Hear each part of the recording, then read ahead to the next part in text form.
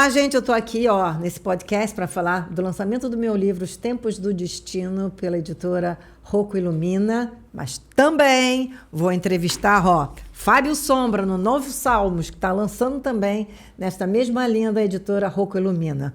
Oi, tudo bem, Fábio? Tudo bem, Márcia, é um prazer estar aqui com você e com os leitores da Rocco, né? Aqui falando sobre o meu livro, o livro dos Novos Salmos, né? E dividindo essa mesa com quem? Com a Márcia Peltier e o livro dela, fantástico aqui, né? Os Tempos do Destino.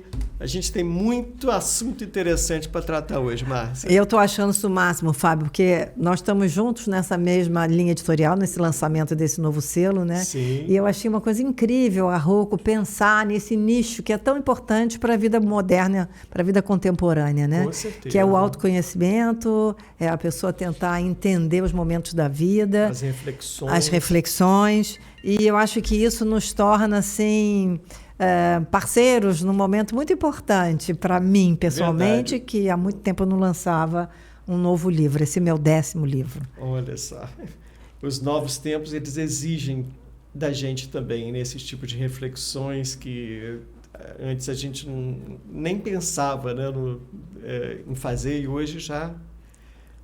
as coisas modernas, né? Os tempos modernos, falar sobre isso. E eu achei incrível porque eu usei Eclesiastes no meu livro e você usou os Salmos e Provérbios. Quer dizer, nós dois fomos buscar fonte primordial. Dois, né? Livros poéticos da Bíblia. Exatamente. Eu achei isso muito interessante porque trazer essa...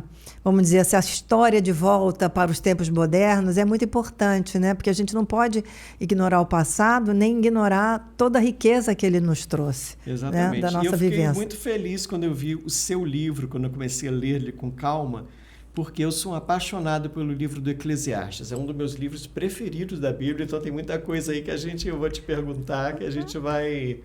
poder desenvolver isso melhor. Né? Agora, Fábio, você escreveu o seu livro num momento de grande, vamos dizer assim, estresse físico e emocional, né? Sim. Diferente do meu, que eu só estava vivendo, em princípio, a pandemia. Mas então, eu queria que você contasse um pouco como é que foi você começar a escrever o livro 9 Salmos. Uhum.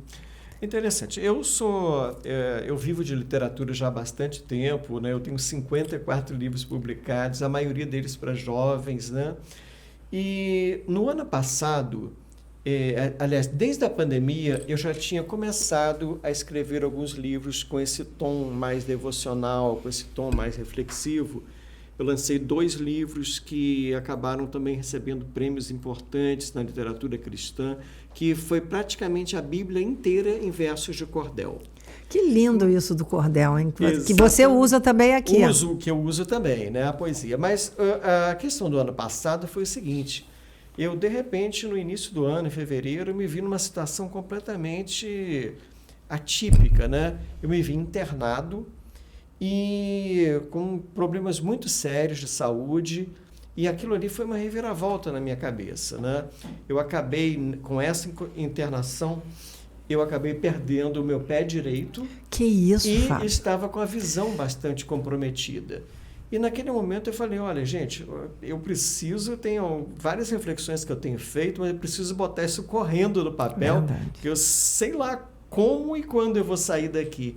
Então, já no hospital, eu que estava acostumada, já tinha minha rotina de escrever lá em frente ao desktop, aquele negócio todo, eu migrei para o tablet e já na cama do hospital começaram a surgir as reflexões que se transformaram nos 9 salmos. O nome diz 9 salmos. Os salmos novos não são os salmos da Bíblia, são reflexões minhas, feitas também em linguagem poética. Mas, como eu digo, eu tomei daquele momento de dificuldade forças para um trabalho totalmente novo. É como uma amiga minha diz, né? Até topada joga a gente para frente, né? Eu acho assim que você fez uma coisa muito bonita, e a diagramação do livro está lindo, né? Está linda, porque você bota aqui nessa parte os provérbios e os salmos, né? Sim. E aqui você faz uma releitura de uma maneira muito contemporânea do que o que poderia estar dizendo aquilo naquele momento, né? Para quem está vivendo aqui agora. E aí você faz o cordel em cima disso. Achei isso muito interessante. Bacana. Gostei demais. E eu gosto muito dessa frase aqui: até o insensato passará, por sábio se ficar quieto. Isso, é verdade. Mas isso é de uma sabedoria profunda, né, em Provérbios, porque o silêncio, como é que é? Falar pode ser de prata, mas o silêncio é de ouro, silêncio né? é de ouro. Né? Então, achei que foi de muita sensibilidade da sua parte você conseguir fazer essa releitura, né, dessas palavras dos Salmos e dos Provérbios de uma maneira assim, muito assim, do dia a dia das pessoas. Né? Você pensou exatamente Perfeito, nisso, também, né? Exatamente. Né? E agora, voltando um pouquinho ao seu livro, né, que eu amei, né? Eu queria te fazer uma pergunta, Márcia. É o seguinte: um dos temas mais importantes do livro do Eclesiastes é o tempo, né? Ele já inicia falando isso: há tempo para tudo, há tempo para colher, há tempo para plantar, para tudo na vida há um tempo. E você explorou isso bastante no seu livro, né? Os vários tempos da vida que a gente tem, né? E eu acho que é interessante que o próprio livro do Eclesiastes, ele tem um tempo na vida para ser lido, porque eu, ao ler hoje o Eclesiastes, eu tenho uma compreensão que eu não tinha se eu o houvesse lido quando eu tinha 20 anos, né? Então, o que você pensa sobre isso? Você também acha que ter lido o Eclesiastes num momento diferente da sua vida fez alguma diferença? Olha, Fábio, eu acho que faz toda a diferença, né? Porque a gente tem tempos na vida, né? Voltando ao tempo. E no início da nossa própria vida, assim, na maturidade, vamos dizer assim, quando a gente já está não mais criança, nem adolescente, quando a gente já está lutando para se inserir no contexto de uma vida produtiva, muitas vezes a gente não tem tempo para parar nas nossas reflexões. São muitos apelos, né? Você tem apelo da carreira, você tem apelo da família, filho, às vezes marido, enfim, você tem muitos apelos. E os tempos, às vezes, passam batidos na sua vida. Mas também chega aquele tempo, né, que é o tempo da colheita, ou o tempo da reflexão, da maturidade, que você tem que parar. Realmente você tem que começar a pensar de outra forma. A minha parada aqui se deu depois de várias coisas que a minha vida, eu já passei na vida, lógico. E no momento da pandemia, que eu achei que tempo é esse que eu estou vivendo? Qual é a minha autonomia em relação a esse tempo? Como é que eu lido com esse tempo? Entendi. Então, nas minhas madrugadas, eu estava morando em Búzios nessa época, eu passava escrevendo, porque eu ficava tentando entender o que eu poderia tirar daquele momento. Primeiro, que eu não podia fazer nada com relação à pandemia. Sim. Então, eu tinha que lidar com essa certeza do tempo, né? O tempo, ele é consistente, ele está ali. Agora, como é que você vai lidar com ele? De que forma você vai entender? E também o destino, às vezes a pessoa se entrega muito, né? Aconteceu aquilo na minha vida, nada a fazer. Não, eu sempre acho que a gente tem algo a fazer, né? Sim. Sempre existe algo a fazer. Você vê, você estava super doente naquele momento, você escreveu, me deu né? as forças, te deu forças para escrever. Então, mesmo nos momentos mais difíceis, eu acredito que a gente tem uma estrada a percorrer. Eu nunca gosto de dizer que a gente vai ter uma solução, que a gente vai ter, sabe? Como eu também não gosto de dizer ninguém é culpado, todo mundo é responsável. Mas a gente tem sempre uma forma de encarar o que acontece com a gente. E foi isso que eu quis passar no livro. Que os tempos podem ser difíceis, os tempos podem ser esvaziantes, né? Podem levar tudo, aquele tempo de aluvião que vai tudo embora, né? Sim, pode ter o tempo que você está... Eu gostei desse termo que você usou, de aluvião. É um aluvião, parece que está tudo indo embora, e você fica assim... Você sabe que uma vez eu já fiz terapia há muitos anos, eu tinha uma psicanalista muito boa, Eneida Lima, e eu dizia para ela, hoje parece que eu estou num mar sem velas, as velas estão paradas, não tem vento. É aquele momento que você parece que se parou no tempo, né? Que nada vai acontecer, mas pode ser o prenúncio de uma tempestade ou pode ser um bom vento. Então, a gente nunca sabe, né, Fábio? A vida, para mim, traz essa riqueza. E foi isso que eu tentei colocar aqui, que o Eclesiastes, ele tem a sabedoria de entender o momento.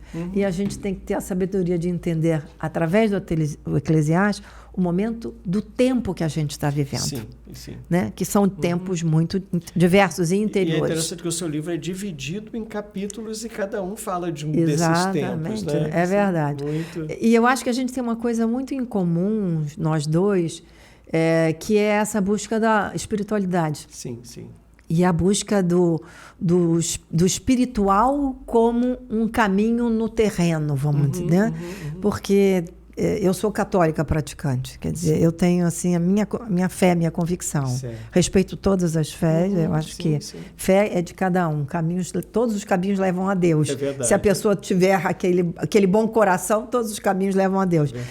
Mas eu acho que cada vez mais no mundo moderno, com a inteligência artificial tomando espaço e a desumanização do ser humano muito forte, a gente precisa se voltar para a espiritualidade. É verdade. Né? Porque senão a gente vai ficar muito perdido. Afinal de contas, o que eu estou fazendo aqui? É verdade. O sentido das coisas, né? O sentido da vida, né? Que é a vida, né? Você, eu tenho certeza que como pensador e escritor, você deve sentir isso quando você escreve, né? Porque essa conversa é muito íntima de a gente com Deus, né? Exatamente. E como você disse, né? No momento em que eu estava ali no hospital, em recuperação, esses foram momentos que eu passei a ter um tempo na minha vida que eu não tinha antes. A minha vida era uma correria, eu vivia correndo, eu fazia apresentação em escolas, em eventos literários, e, de repente, abriu ali um espaço que eu pude fazer uma série de reflexões que antes eu não tinha tempo de fazer. E isso foi muito interessante. Tinha dias, por exemplo, em que surgiam 3 ou 4, às vezes 5 novos salmos diferentes, né? Que eu organizava para depois traduzir aquilo para poesia, para o cordel, para vir. Quando eu vi... Eu já tinha saído do hospital, já estava em casa, foram 172 desses pensamentos. Né? Olha, tem uma frase de Jung que eu acho incrível, que ele diz, né? Não há nada mais rápido para o autoconhecimento do que a dor, né? É verdade. A dor é o momento que você tem mais conhecimento de si próprio, né? É quando você está em agonia. Você sabe exatamente quem você é, você sabe exatamente onde você está. Então, eu acho que você passou por isso, né? Muito. E todos nós passamos, de alguma maneira, nessa agonia. Quer dizer, agonias podem ser diferentes, dores diferentes, mas a passagem pelo conhecimento geralmente não é pela felicidade.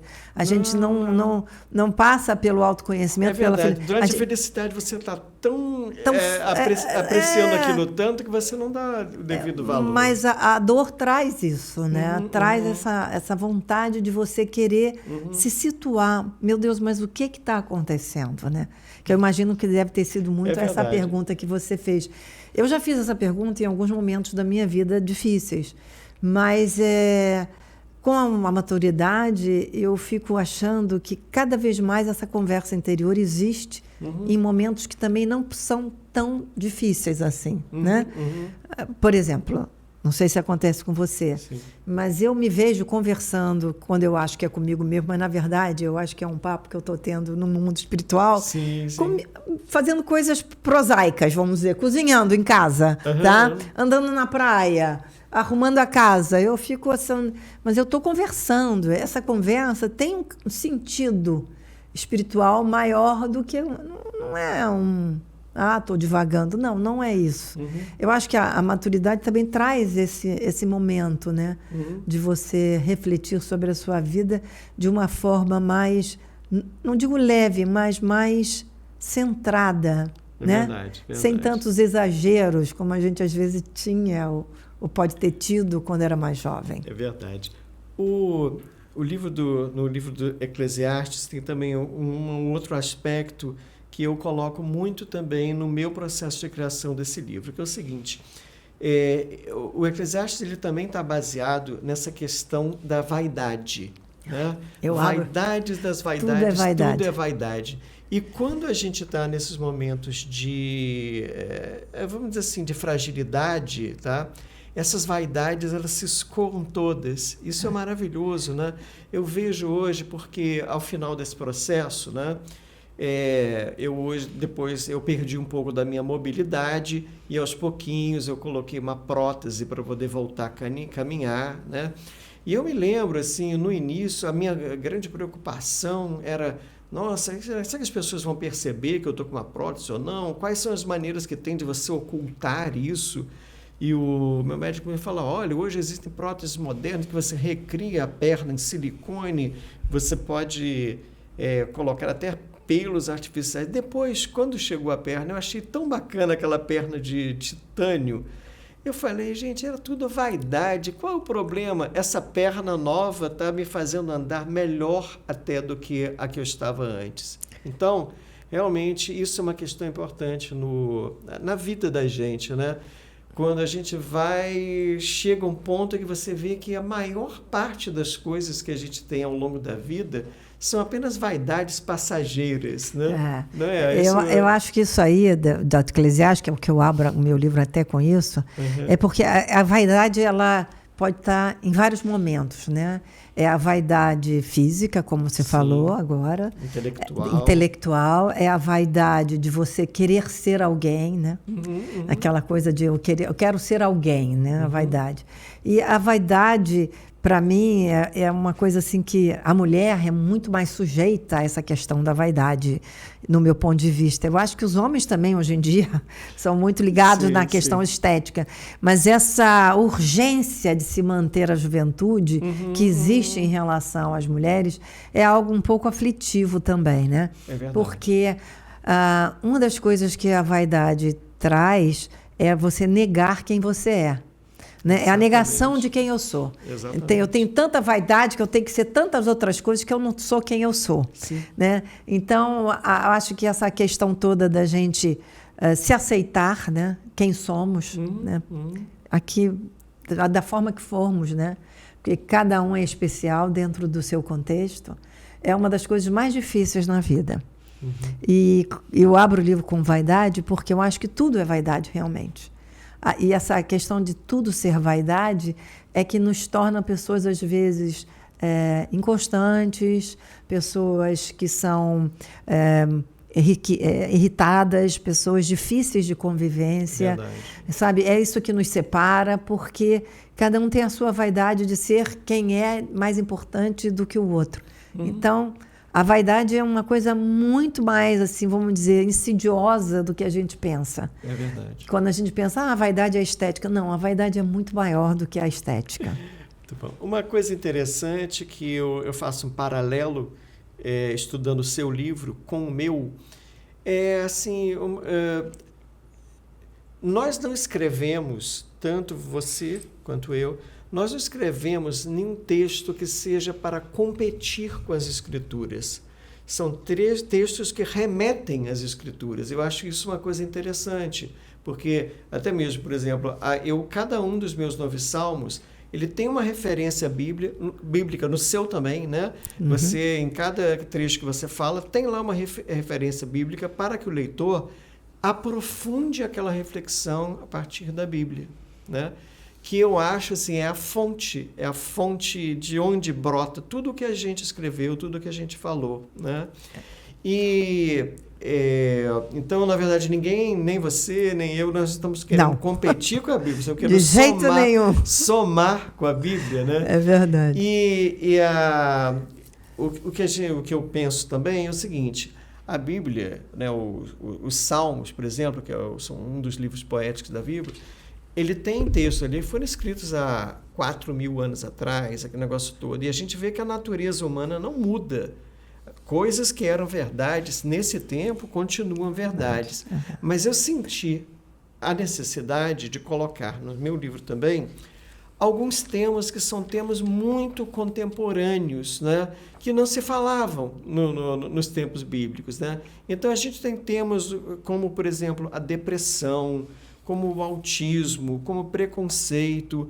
Isso são coisas do nosso dia a dia hoje que estão muito relevantes. Então, eu senti essa necessidade, como você também sentiu, de trazer um pouco dessas reflexões que já eram tratadas na Bíblia para os tempos modernos. Eu quero citar aqui um provérbio que você colocou: o justo olha pela vida dos seus animais, porém as entranhas dos ímpios são cruéis. E aí você faz uma defesa dos animais aqui, diferentes, quase iguais. Sim, eu acho que isso é totalmente contemporâneo, né? Essa defesa da vida dos animais, que é uma coisa que é permanente hoje em dia, no mundo moderno, mas que naquela época os animais eram usados como sacrifício, né? É verdade. Eles eram sacrificados nos templos. Então, é interessante você ter colocado aqui tudo junto, porque são visões históricas muito diferentes. Porém, que fazem todo o sentido. Aliás, eu vou te dizer uma coisa, sabe, o Fábio? Eu tenho uma coisa que, na minha mesa de cabeceira, eu tenho um livrinho só de salmos, um livro que tem provérbios e salmos. Provérbios e salmos. E eu já fiz uma coisa que 3 vezes na minha vida que eu adoro. Eu começo a ler o primeiro salmo e vou até o último salmo. Sim. Toda noite eu leio 1 ou 2 salmos. Porque eu acho que quando a gente lê os salmos, a gente vê a gama toda do ser humano, das emoções humanas. Sim, né? Verdade. E tem salmos que a gente guarda no coração. Eu, por exemplo, eu rezo toda noite o Salmo 23, o Senhor é meu pastor. O Salmo 23 Esse já rezei até em velórios, alto para as pessoas, porque eu acho que é um salmo assim tão bonito, né, que ela me conforta. Esse salmo me conforta. O Salmo 23, ele é tão perfeito. Ele chama tanta atenção e que isso dá digressão para a gente, por exemplo, também fazer algumas incursões bem-humoradas. Eu tenho no livro dos 9 Salmos a versão do Salmo 23 traduzida para o caipirês. Olha! Né? Depois até a gente fazer um corte, eu vou declamar, ele é curtinho, mas eu transformei a linguagem do Salmo 23 para a linguagem do caipira. Olha, então, que coisa interessante. Eu me dou também essa liberdade de... eu acho que só porque você está falando de reflexões cristãs, não quer dizer que você tenha que ser aquela linguagem árida, né? Eu acho que você pode ter espaço também para um pouquinho de humor. Eu tenho, por exemplo, a receita do bolinho da vida eterna, né? Então, são... como se desvios que a gente faz, mas sempre levando para que as pessoas se remetam. O Salmo 23 é uma pérola. Eu acho que de todos os salmos, eu adoro o 23 e o 91, que é aquele salmo da proteção. É pena que as pessoas não tenham muito hábito de ler os salmos, assim, né? Sim. Porque eles são, assim, uma ferramenta muito importante na hora da angústia, na hora da insônia, sim. Né? Na hora, eu não consigo dormir. Eu já tenho amigas que eu falei, eu não consigo dormir. Então faz o seguinte, começa a ler os salmos. Os salmos vão te levar para algum lugar. E esse lugar certamente vai ser um lugar bom. Entendeu? Então, acho que a gente tentar colocar dentro do nosso dia a dia essas palavras, tanto do Eclesiástico, como dos Provérbios, como dos Salmos, é extremamente salutar para que a gente consiga um equilíbrio emocional. Né? Porque hoje em dia tudo é o equilíbrio emocional. Né? Verdade. Se você não está com o seu equilíbrio emocional, você está fora do eixo. Sendo fora do eixo, você está fora da sua vida. Né? Eu acredito muito nisso. Acho que esses textos, na verdade, funcionam como terapias para a nossa alma.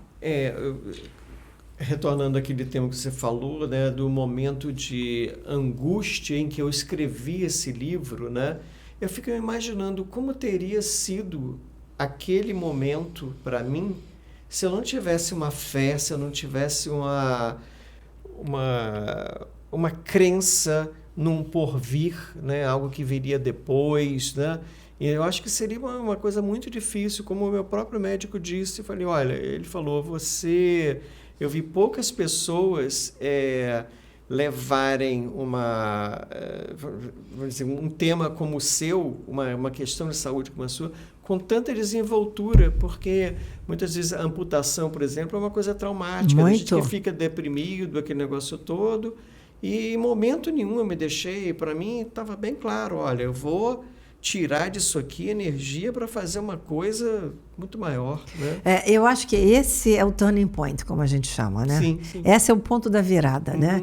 As coisas acontecem, são difíceis, mas você transforma essa dificuldade numa batalha que você tem que vencer. Exatamente. Aí você vence a batalha, aí a gente volta àquela frase, acho que é de Santo Agostinho, que combati o bom combate. Sim, subia acho que subia a ladeira, uma coisa, e mantive a fé, né? Combati o bom combate.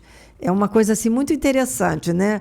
A gente aqui na planeta Terra, vamos falar assim, a gente tem que ter a consciência que a gente está aqui para combater o bom combate, né? Que a gente não está a passeio, que a gente está aqui para conseguir quebrar as algemas, vamos dizer assim, né?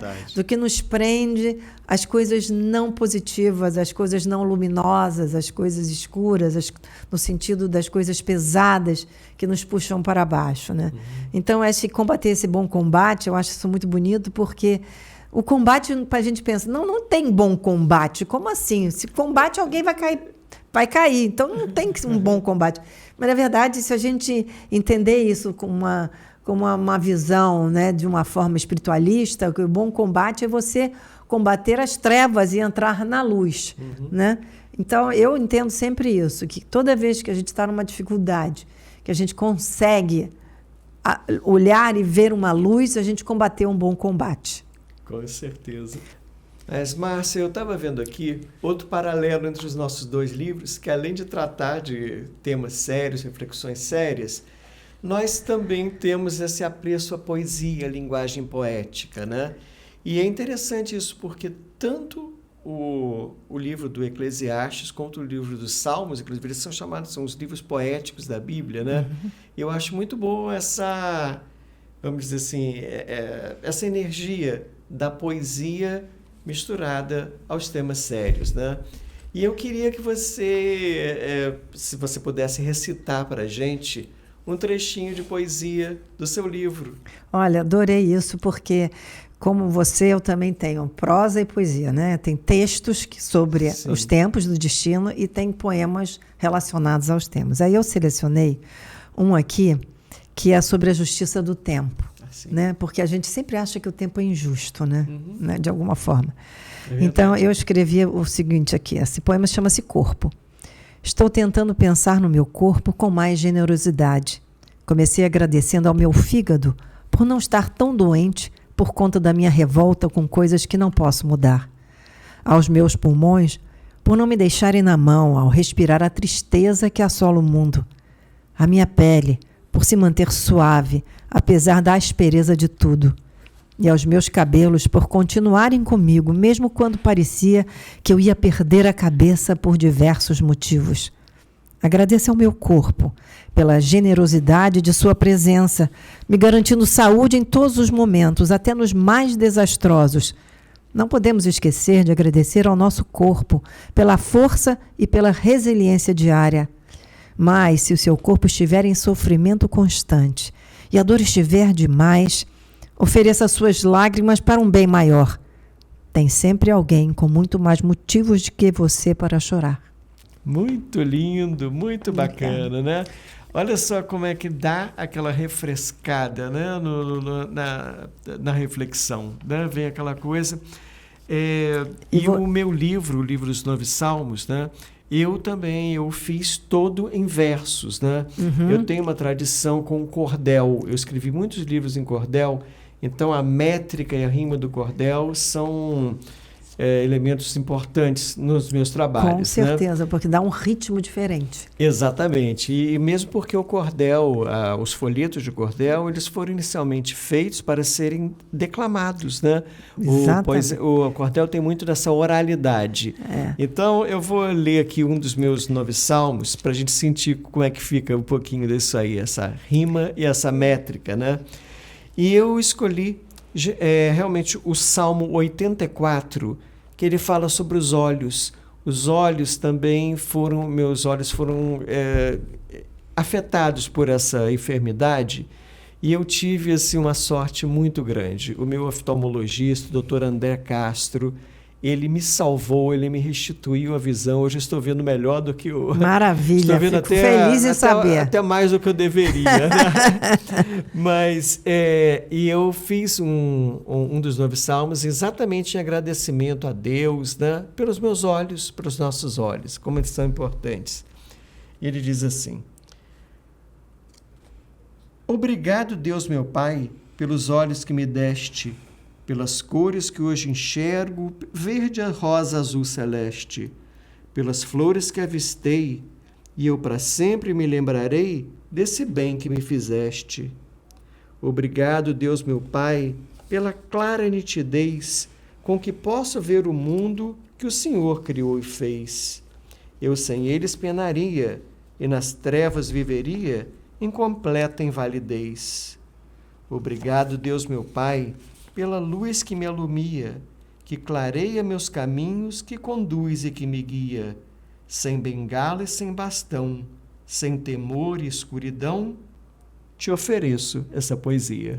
Olha, que lindo, porque eu acho que você ali, você traz uma ingenuidade muito bonita, né? Singela e, ao mesmo tempo, rica em significados, né? Parabéns, adorei também. Muito obrigado. Mas, já que a poesia tá no ar, eu gostaria de ler mais, que você pudesse ler mais eu vou ler sobre verdades e mentiras, que certo. Esse aqui, sobre verdades e mentiras, é sobre o capítulo do Eclesiastes, sobre o tempo da colheita, que no Eclesiastes 1.9 diz: o que foi, isso é o que há de ser, e o que se fez, isso se tornará a fazer, de modo que não há nada de novo debaixo do sol. Maravilhoso. Aí eu escrevi sobre verdades e mentiras. Existem explicações inexplicáveis em nossa mente, perturbações atmosféricas que nos empurram como nuvens em ventos sinuosos que não entendemos. E lá vamos nós, flutuando sem chão em busca de algum firmamento. Antes de pensarmos em aterrissar, somos surpreendidos com indagações inquietantes. Dar o nosso coração ou nos proteger de toda emoção? Dilema existencial sem nenhuma garantia de sucesso. As águas da vida têm me mostrado com fartura que nem tudo que brilha reluz internamente. Tenho presenciado descaminhos e desacertos de pessoas de tantas idades diferentes que me pergunto se desde os tempos ancestrais isso tem sido assim. A eterna luta do bem contra o mal se estabelece também nas relações amorosas. Nem tudo que faz bem é bom, nem tudo que faz mal é ruim. Vejamos, você prefere uma verdade que faz mal e liberta ou uma mentira que faz bem e enreda? Maravilha, que lindo. Pois é, eu acho que essa questão toda da gente saber a verdade, né? Saber quem somos e quem está do nosso lado e o que nós queremos realmente é muito importante, né? Não ser enganado pelas aparências e pelas palavras. É isso. Fantástico. Agora é com você. Vamos fazer uma coisinha bem leve aqui. Tá? Eu vou dar a receita para o bolinho da vida eterna. Ah, que legal. Vamos Todo lá. em poesia também. Ingredientes: uma dose infinita de amor ao Pai, 10 sachês de amor ao Filho, 3 vidros do Espírito Santo, um pote de amor ao próximo, 2 quilogramas de pura fé, uma pitada de fermento, maná ou açúcar a gosto. Modo de preparo: na panela da sua vida, ponha cada ingrediente e os misture até que a massa fique firme e consistente. Para que o bolo tenha aumento, basta um dedo de fermento, isso já é suficiente. Leve o bolo ao micro-ondas se a cozinha for moderna. E para ver se está no ponto, ilumine com a lanterna. Se fizer tudo correto, Deus te levará direto para lanchar na vida eterna. Ah, adorei. Eu acho que isso é uma coisa assim muito positiva e alegre. Eu acho que você teve muito bom humor e uma sabedoria muito grande em criar esse bolinho do Espírito Santo. Adorei. Então vou fechar falando sobre aqui um poema do meu Tempo de Deus, que é o último tempo do meu livro. E para mim é um tempo muito importante e especial porque Deus está presente em todos os momentos, né? Tem uma coisa que eu acho muito interessante também sobre Jung, Carl Jung, né? Em Viena, na casa dele, onde ele atendia, você subiu uma escada, eu fui lá e vi. E tinha uma placa acima, antes de você entrar no consultório dele. Estava escrito assim, invocado ou não invocado, Deus estará presente. Então, eu acho isso uma coisa assim tão forte quando eu vi assim, Deus estará presente. Então, você não precisa evocar, ele está presente, né? Agora, ele pode estar presente, mais presente para você ou não, se você deixar ele entrar, né? Então, eu escrevi um poema, que é o último aqui, poema do livro, chama-se Essência Divina. Eu queria lhe dizer de todas as coisas belas e inatingíveis que existem em cada célula do seu corpo, em todo o universo de possibilidades que lhe cerca, dos milhares de cenas que se abrirão diante de seus olhos, de todos os encantamentos que preencherão o seu horizonte. Olhe-se imaginando tudo que o mundo tem guardado para você, como já fez antes, ao ter sua alma imortal renascendo entre outros ombros.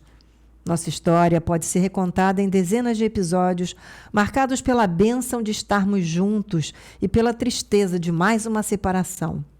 Mas sei que nossos olhos e corações se encontrarão de novo em algum firmamento.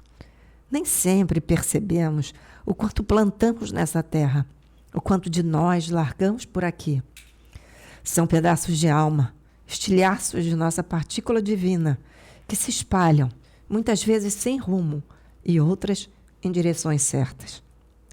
Não sei descrever a sensação de saudade que se apodera de mim quando penso que um dia não estarei mais nesse planeta. Que serei e estarei entre outros nós que habitam mundos tão distantes, espectros repletos de diamantes que poucos conseguem vislumbrar. Meus caminhos serão sempre os caminhos desses entes, porque juntos ainda... Ai, gente. A gente se emociona mesmo. Meus caminhos serão sempre os caminhos desses entes, porque juntos ainda trilharemos muitas eternidades. Quem de nós pode duvidar dessa existência que garante mais um amanhecer, mais um anoitecer, mais uma estação nesse plano? Ai, gente, estou chorando. Então gente, não tá a emoção bom, aflora tá mesmo. Desculpa, eu acho que eu tenho que ler de novo. Longe de mim descrever os mundos discretos, mas presentes, que habitam todos os espaços que acreditamos vazios. Como não perceber a presença deles, se cada minúscula nanoparte do meu corpo vibra ao sentir os impulsos acelerados do meu coração? Uma presença que mexe com a minha emoção e me faz chorar, como eu estou chorando agora. Não existe sol nem lua sem você. Da mesma forma que não existe dia nem noite sem mim. Somos um elo de um todo que perdura milênios. Um envelope e uma carta, com destinatários que variam com o tempo. Na quietude que agora me encontro, sinto meu pertencimento. Meus pensamentos se dissolvem quando eu não estou presente em minha essência. Meu destino só me pertence se estou caminhando junto a ti. Eu fiquei muito emocionada, porque... Olha, fantástico. Me lembrei do meu pai, que já partiu. Sim, sim. Da minha avó, que já partiu. Da minha mãe, que está partindo, que está muito velhinha. De uma filha que eu perdi, pequenininha bebê, que já partiu. Gente, oh, meu Deus. Então, para mim, tem muito significado. O reencontro das almas, que eu acho que é um ponto muito importante. Mas é emocionante a gente mesmo, entender. Muito, muito bonito. Eu vou ler meu último aqui agora. Oh, meu Deus. Bom, e eu vou concluir aqui também com um deles, porque é um tema muito interessante, sabe, Márcia? Às vezes, quando as pessoas pensam em fazer uma prece, uma oração, tá? Elas geralmente pensam naquilo em termos de pedir coisas e, às vezes, se esquecem de agradecer pelas coisas boas que a gente tem. Então, os meus 9 salmos, alguns deles, eles funcionam como pequenas preces. E uma que eu acho particularmente assim, relevante é o 9 salmo número 1, que é ao fim do dia, uma pequena reflexão para a gente fazer ao fim do dia. E ela diz assim: obrigado, meu Senhor, pelo dia que vivi, pelas luzes que enxerguei, pelo pão que recebi, pelo tanto que lutei, pelo muito que aprendi e por todos os pecados que evitei por crer em Ti. Quem tem fé não tomba ou cai e agradece ao nosso Pai que do alto nos sorri. Obrigado, meu Senhor, pelo dia que termina, quando o sol vai se deitar, chega a lua e me ilumina. Que amanhã seja outro dia, também pleno de energia, energia que me anima. Que lindo. Essa energia de Deus anima. Anima mesmo. Essa energia dos Deus nos dá força, não é isso?